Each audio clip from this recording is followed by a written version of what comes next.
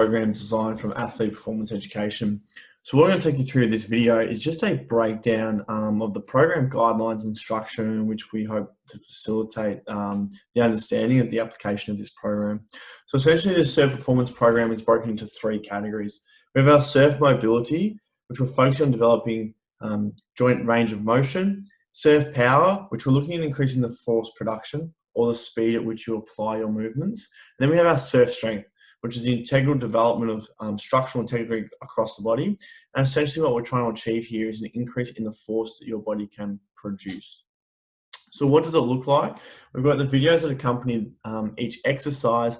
And specifically with the surf mobility, we have breaths for 5 breaths each side, the child's pose for 5 to 10 breaths, back extensions for 5 to 10 reps, cat camels for 5 to 10 extension and flexions each movement. We have our 90-90 reach throughs to perform 5 to 10 each side, and Spider-Man rotations to also perform 5 to 10 each side. Now the goal here with that rep range is to find what works for you. So some movements you might find you don't need to complete the full 10 reps. So we provide that rep range for you to find what you need. We'd like you to expend at least 5 repetitions on each movement just to ensure you're maintaining good joint mobility and range of motion throughout the program.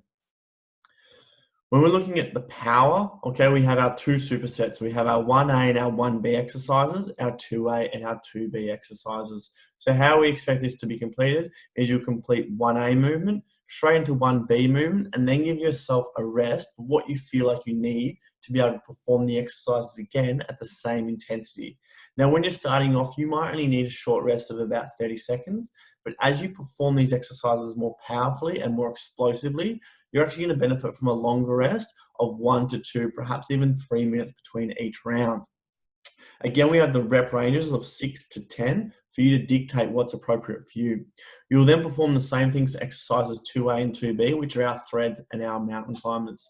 And what we recommend is that you start with 1 set for each movement, and once you can complete the top rep range, increase the sets again. So what I mean by that is that you'll start with 1 set of potentially 6 repetitions, or you can build up 7, 8, 9, 10. Once you can comfortably hit 10 reps, try 2 sets of 6 and build up again. So you're using these rep ranges to help give yourself a guide. When you're at the stage where you can complete 3 rounds comfortably, it's a sign that you need further development and further progression, and that's where you can contact us to find a program that suits you more appropriately. And finally, guys, and probably most importantly, we have the surf strength. So again, this is structured in our superset combinations of 1A, 1B, 2A, 2B, 3A, and 3B. We have our YW glides, again, providing that rep range with either a double or single leg glute bridge. So if double is simply too easy, go straight to a single leg or potentially progress towards a single leg. We then have our second pair of exercises, which is our plank shoulder taps and our isometric reverse lunges. And finally, our push-ups with a variation, as you'll see in the video, that suits you with an isometric reverse lunge. Similar to the power program, start off with 1 set of each movement performed in that superset pattern and progress to 2 and 3 sets once you hit that higher rep range. So really progressive, guys. Find the rep range that works for you. Once you hit the top rep range, you're right to progress through. The surf strength part is the most integral part of the program, so it's really important that we stick to the guidelines regarding this one. And finally, guys, a little bit about how to break the program down throughout your week. So we've got 3 options here. The first one is a 4 times per week program. So what we're looking at is a high frequency of mobility, all right, coupling that with either strength or power and then rest days. So for option 1, you'll do mobility strength on the first day, mobility power on the second day, and by Wednesday it'll be a rest before repeating that pattern on the Thursday, Friday. We provide the Saturday, Sundays an opportunity as a catch-up, so there's nothing prescribed those days. It's an option to catch up should life get in the way during the week.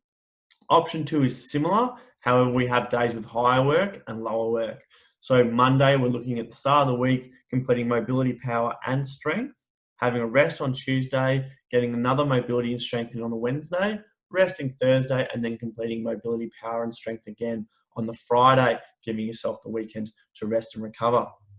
Option 3 is again for someone who's probably time poor in the frequency, but can allow to fit more in a session. And that will include the mobility, power and strength on the Mondays and the Thursdays, with Tuesdays, Wednesdays being rest. That gives us the biggest break during the week and allows us to make sure we're getting recovery in those certain exercises.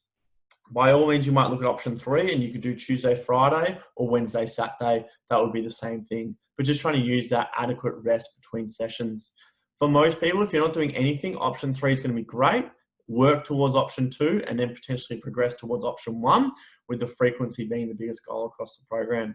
So hopefully that helps, guys. If you have any more questions or want some more assistance or further progressions, please contact us at info@athleteperformanceeducation.com or find us on Instagram at athleteperformance_.